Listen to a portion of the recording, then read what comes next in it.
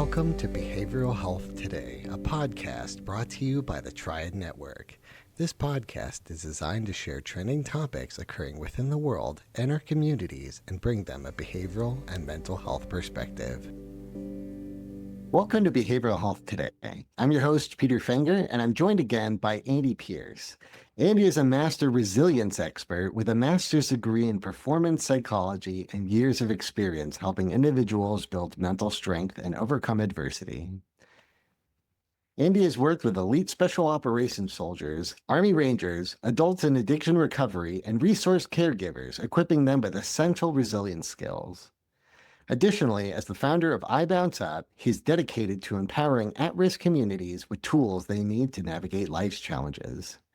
We're thrilled to have Andy back with us today for a Clinicians Series episode where we get to explore the clinical strategies, teaching methods, and personal transformations that emerge from his resilience skills training, along with practical insights for clinicians and educators who want to bring this work to life.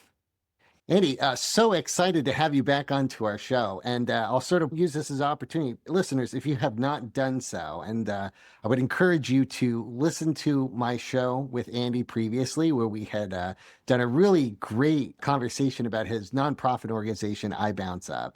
So Andy, as we begin, I want to ask you if you could share a little bit about how you found your way into this work, and specifically how you started working with the military on resiliency training. Yeah, that's a great question. So I got into this work really for myself. I got my bachelor's degree in psychology and then my master's degree in sport performance psychology because I saw the need for myself as a surfer, and it helped me to gain the skills and strategies I needed to surf when the waves got big. And I live here in Hawaii, so I learned all this information for myself. And then I learned, hey, there's a job that will pay you to teach these things. And so I ended up getting into working with the military. My brother actually worked for the military at the time. And I've learned really fast that this population is extremely fun to work with. And so, yeah, I got into it for myself and then realized I could teach other people and get paid for it. I was like, oh, this is amazing. So it's been really fun. Yeah, that sounds like a great experience. Again, sometimes we kind of go in and we do the work ourselves and we find out that, teaching others is really where our hearts are at. Mm-hmm. Yeah, I think a lot of people get into the psych field, working on themselves, and then they realize, oh, I can help other people. I learn these same things that we so, desperately need. So it's been good. Yeah. So talking about the course and sort of your preparation around it, what do you hope that your students are walking away with? Yeah, so with the military, we just have several different types of courses. So we have like a 2-week course where it's 80 hours. We also will go to different units and we will do different specific trainings for their needs. And then we also have one-on-one type trainings. And so depending on what type of training it is, we prepare kind of differently, right? But the information is the same, basically the same information. And really the foundation for everything we teach comes down to CBT. So cognitive behavioral therapy. And we have a skill called the ATC that's really been pretty valuable for us. And it stands for activating event, thought, outcome. So in other words, things happen to us that influence or trigger our thoughts, but our thoughts are what really drive our emotions and our reactions. So, yeah. Let's just sort of mine down and just focusing specifically on that 80-hour course. What sort of goes into preparing it? You guys sort of have like a model that you're working with? Yes, so we definitely do. And what it is we teach 6 different competencies, as we call them. Okay. And so there's self-awareness, self-regulation, optimism, mental agility, strengths of character, and connection. And so those are like the core pillars of what we teach. And then we have 14 different skills that we teach them throughout the week. So the first week, they are learning the information and doing practical exercises to remember all the information and to really dive into their own personal lives. And then into the later half of the second week, is where they do teach backs, where they have to reteach all this Oh, information. And so yeah. it's a challenge. People come in thinking it'll be easy sometimes, but they leave being like, oh my gosh, that was so much more than I thought it was. And then we also have a test at the end. Yeah, yeah, I can imagine. And I can imagine that the reteaching part of the course is really the part that reinforces a lot of the information, right? By the time they get to the test, they've already got it. Oh yeah. Oh yeah. It's amazing because the whole first week they're learning it. And then when they got to go and teach back a lot of this Mhm. information, they have to use the strategies that we had taught them before to help them the second week. So it's really a pretty cool Yeah, opportunity for them. For instance, if I learn about how my thoughts drive the emotions that I'm feeling, and I'm feeling really stressed about this teach back, it's like, well, okay, let's use your thoughts to help you create better thoughts that will right. relieve the stress, right? So it's Yeah, pretty cool. yeah. Yeah, the material itself is actually like reinforcing the work. Yep, exactly. Yeah. So Yeah, yeah. yeah. And I know in our last conversation we did talk a little bit about the six pillars, plugging that past episode. But I want to sort of Mhm. back up and I want to ask you, is there any prerequisite education or mindset that someone might have that helps them to do this work? So I wouldn't say that there's necessarily like an education prerequisite or anything like that. I think the most helpful is when, and I think anyone within the psychology field would understand this, is that when people come in with an open mind and wanting to make changes. And so when somebody has that type of mindset, that growth mindset, it makes a really big difference. So when people come in with that openness, that's when lives are really changed. So Yeah, that's awesome. That's awesome. So let's talk about the actual practice and the actual training and what that looks like in practice. How do you structure the training and what does the typical classroom look like? yeah, so in the 2-week course, we break it down by teaching about an hour block on each of there's 14 skills that we teach within the 2-week training. And so what we do is we break it down with an hour block of teaching the material, and then we give them about an hour to then go through practical exercises that help them to really dive into their own personal lives to help them recognize how the skill would be helpful in their daily life. And then we Okay. go to the next block of instruction for about an hour, and then about an hour for doing different practical exercises. And we go through so that with 14 skills, it takes about a week. It's 6 days of training, and then Mhm. 4 days of them doing their teach backs. So that's kind of the Yeah. structure for the 2-week course. But we do one-on-one courses as well, where Okay. a soldier will just come into our office and we'll sit down and just hash it out, find out what type of skills will help them best help their life depending on what they're going through. And then Yeah, a we little bit also more do, personal. yeah, oh yeah, those are really personal. And we're not therapists, and so we don't really do a lot of the like mirroring techniques that you would use in therapy, but we teach them strategies and skills to help them in their own personal life. And so a lot of it, I don't know, it doesn't feel like therapy, but at the end I think they leave kind of feeling like, oh, I got this because I can get through this challenge because I now have some skills to help me through. Yeah. Right. Yeah, I can imagine it's hard for folks to, be interested and want to do this work, but then leave without some sort of personal reflection. I mean, you had your own story of sort of going into psychology for yourself. I feel a lot of people are sort of on that similar path themselves, where they're kind of going into this work because they think it can benefit themselves as well as the others. Oh yeah. Yeah. We better be using it on ourselves, that's for sure.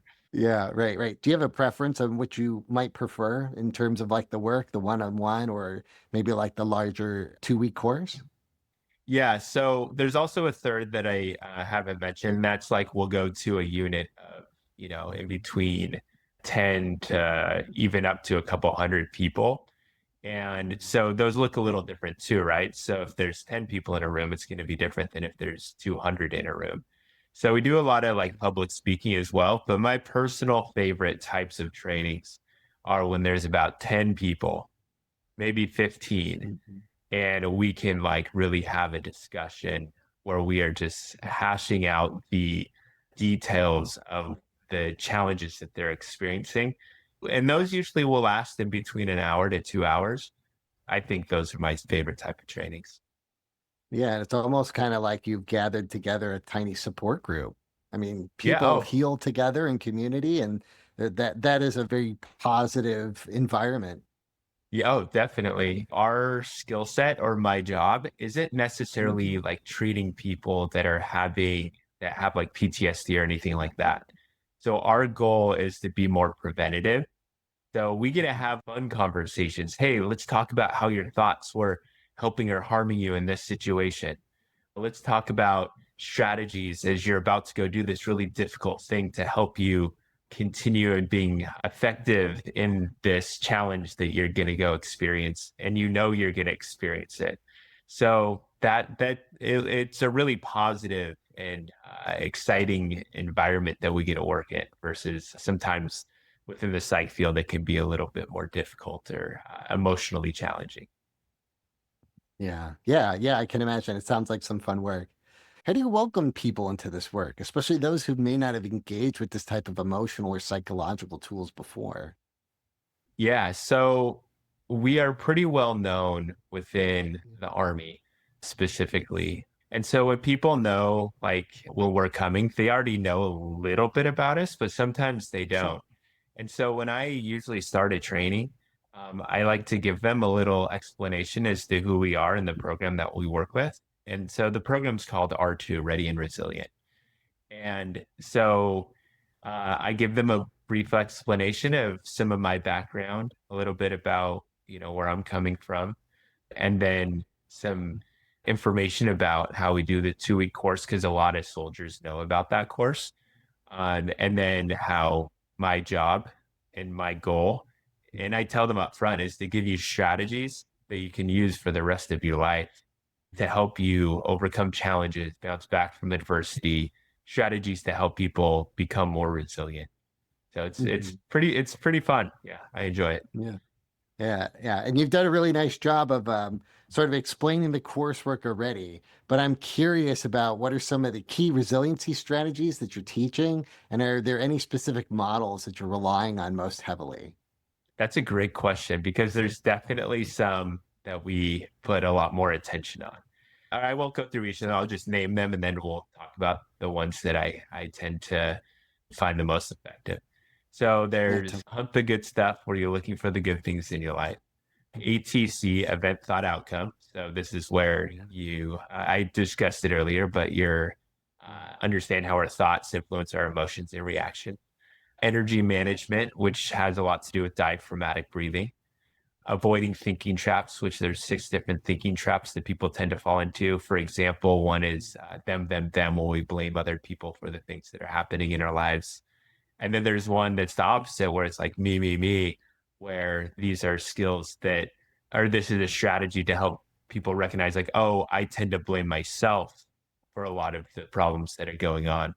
So those are like kind of two opposite ends of the six.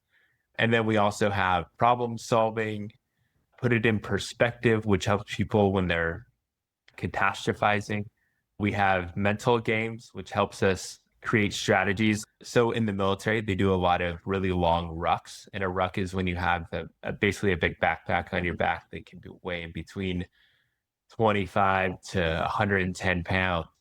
So they have to Wow. walk really long distances with this big backpack on. And so a mental game that we like to use is like count back by 7 as far as you can go, right? So it takes a lot of mental Yeah, power to think about that yeah. thing while doing a really difficult task. And then the last few are real time resilience, where we are able to reframe the challenges that we experience. Character strengths, which comes from the University of Pennsylvania. They have 24 different character strengths. So we have them take a survey, which helps them recognize their value and the things that they bring to the table. And then assertive communication, which helps with not being too passive or aggressive. Yeah. And then active constructive responding, which I talked quite a bit last time about that. There's 4 styles that people tend to respond to when people share good news with them, and Right. how only one way really helps them create connection. And so that's a great strategy for building connection. So anyways, those are, I know there's a lot there, but those are the Yeah. 14 skills that we go over and we teach. No, that is so good, and it's a really comprehensive look at all of this work. Again, I can only think of some of the strengths that folks are walking away with, as well as just like a real good understanding of themselves and sort of a stronger emotional intelligence of the others around them. So yeah, bravo on this comprehension of information. It sounds very powerful. Yeah, it really is. I've seen some really cool experiences teaching these skills to people where it makes a Yeah. big difference. Explain to me a little bit about how you guys are balancing sort of evidence-based practices with experiential or somatic learning in the program. I know you talked a little bit about how you guys are organizing the course based off lecture teaching and then sort of diving in a little bit in application into their own lives. But tell me a little bit about your approach. Yeah, so the curriculum that we teach is based all over every Army installation. So there's people that do what I do all over the world, really.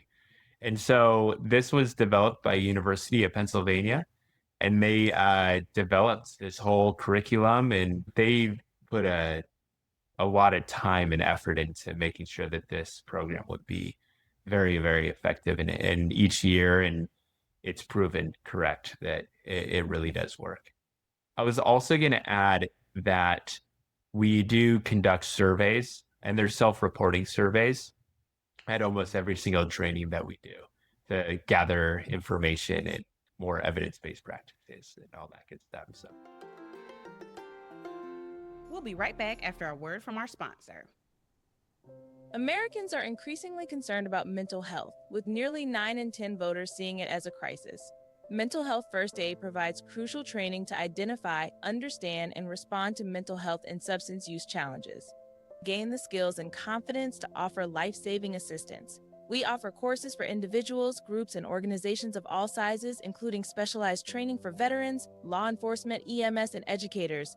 Visit mentalhealthfirstaid.org or email hello@mentalhealthfirstaid.org to schedule your training and make a difference in your community.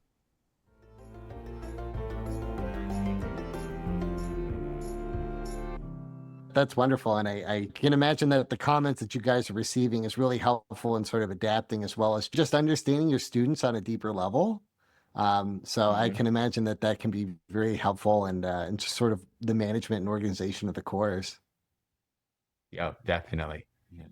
So I want to ask you, what sort of challenges come up when folks are doing this type of training, especially within like the military context? Oh, I love this question. And the reason why is because often within the military, the people that are getting the training are not the ones asking for the training. It's the leadership Mm-hmm. that sees these issues that they're having within their unit. And so they're having us come in, but it's coming from the leader, right? Because it happens. People sometimes rebel and they're like, you can tell that they do not want to be in that room.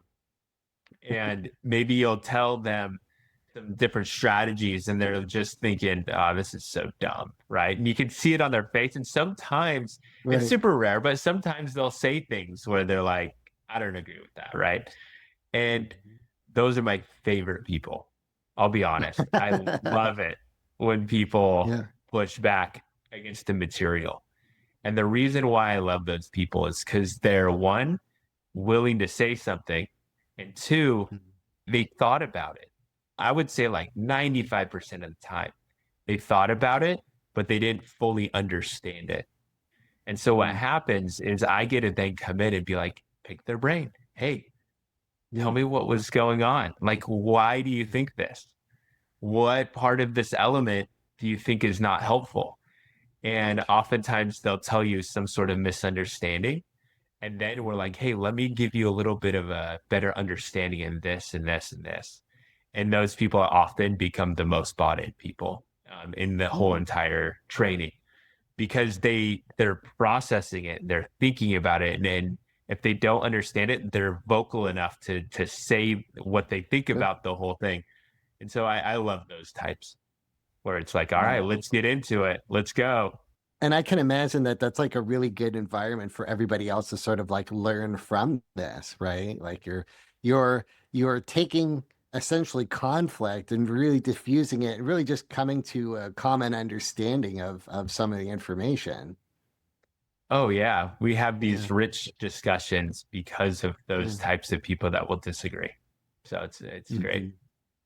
Yeah. So I want to ask and sort of dig a little bit deeper. When you see resistance, what does it often tell you? And then sort of you talked a little bit about how you're helping them move through it by asking the right questions or sort of creating a discussion around it. But what does the resistance tell you? Yeah, so there are some times in trainings when people are resistant, they're just not ready for that information, right? So there are times when people are just kind of sitting back and they're just like, oh, I don't know if I want. You can just see it on their face that they don't want to be there. I wouldn't say that's the norm at all. It just has happened because I've been doing this job for close to 8 years, right? And I've done a lot of training and met a lot of people. And yeah, I think some people, maybe they're going through something in their life and their mind is just very distracted, right? That definitely happens. Maybe we're talking about a skill and it's just hitting so close to home that they're like, man, they're not ready to go through it at that moment, right? And so when that type of thing happens, I tend to look within at first. I'm like, okay, am I teaching this information so it's understandable first? Sure. And then Right. if I know that like when I'm teaching, it's like, oh, this is all making sense. And other people are also really grasping the ideas. And then you have one or a couple people that are like, really not into it. I'll call them out. I'll be like, I noticed you don't seem like this would be helpful. Why not? What do you think? And oftentimes they'll tell you.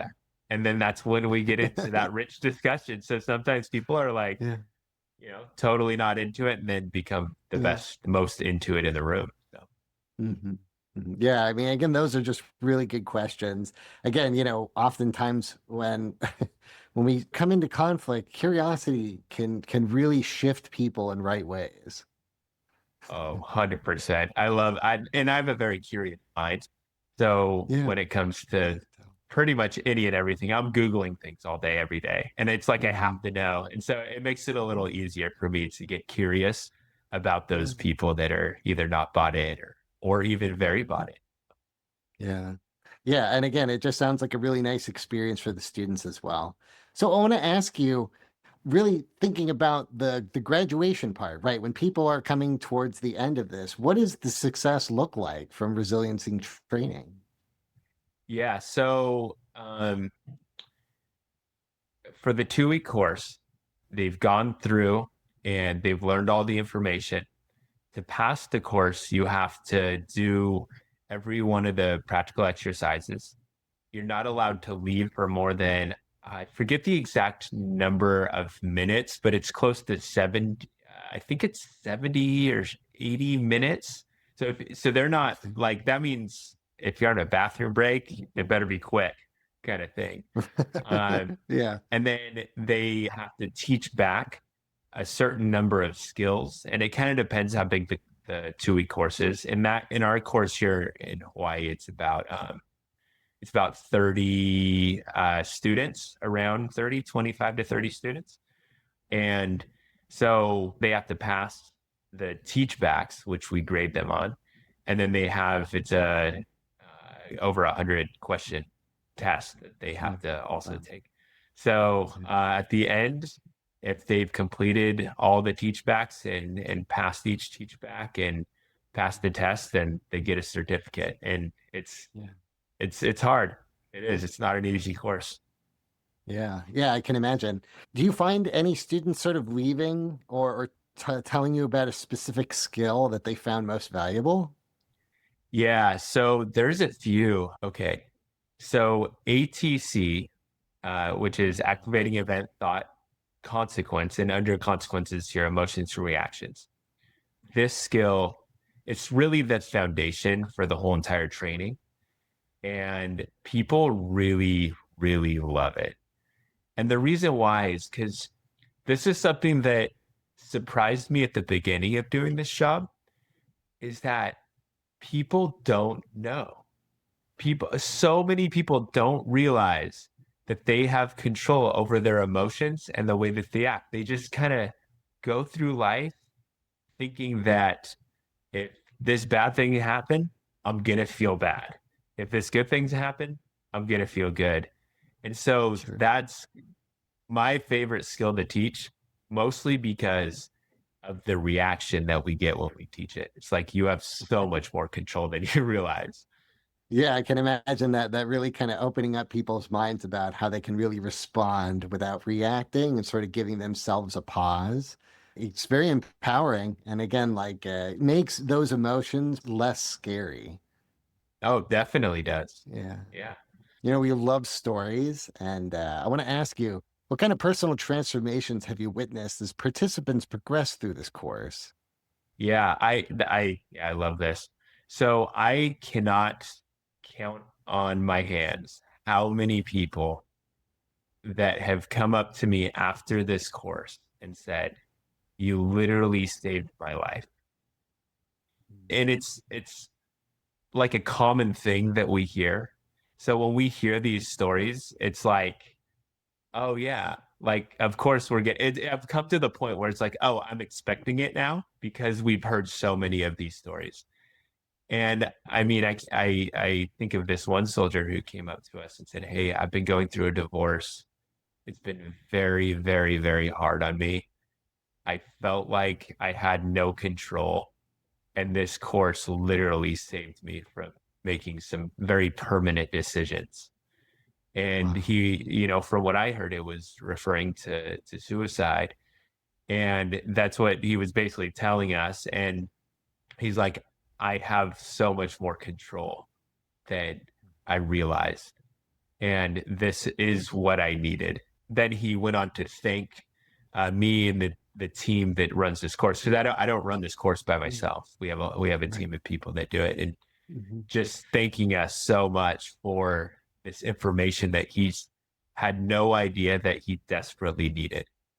Yeah. But that story right there, we've heard countless times, which has been very, very cool. So Man, that is so cool. It's very interesting how life sort of works out in those. Like you sort of open up to the universe and like life sort of provides an answer. And it really sounds like you're touching people in really vulnerable people in some really great ways. yeah, the course makes people stretch, right? Mhm. So you come Right. into that course and a lot of people are thinking like, oh, it's not going to be that hard. And Sure. people leave being like, I've never opened up like this before, Mhm. about Right. myself. Because you have these Right. people that are just, they keep it all in. And the course forces them to put it on paper. And Yeah. otherwise, you're not going to pass. Like you won't get through the course. Right. So it's like you're Right. forced. Right. Yeah. So it's cool. Yeah, and again, you talked a little bit about how leadership are sometimes the ones that are, sort of guiding this or sort of pushing people. And it kind of makes me reflect upon like the, military institution. A lot of folks are coming in, they don't really recognize how far they will be pushed.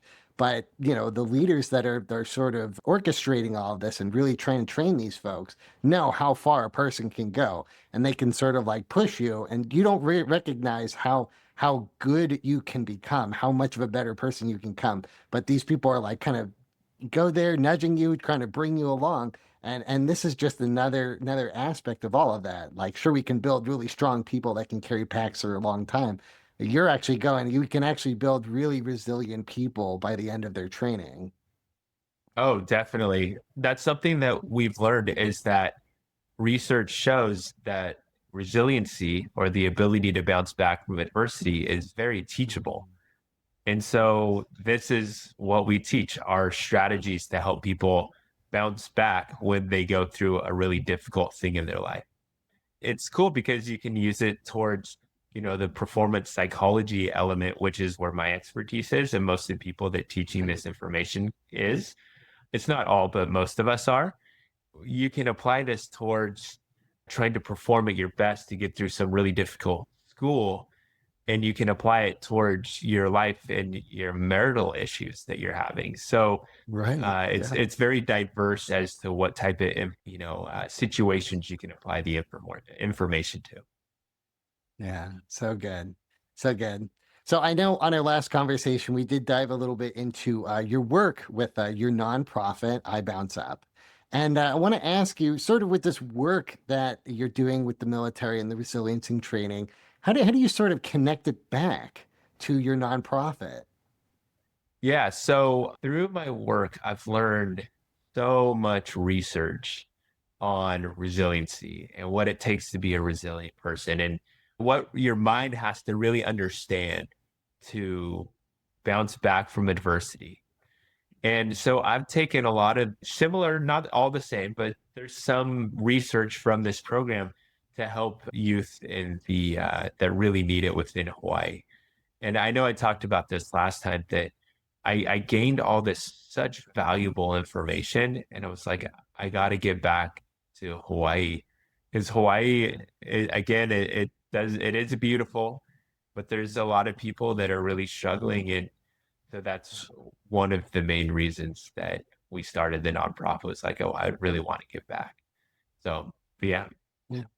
Yeah.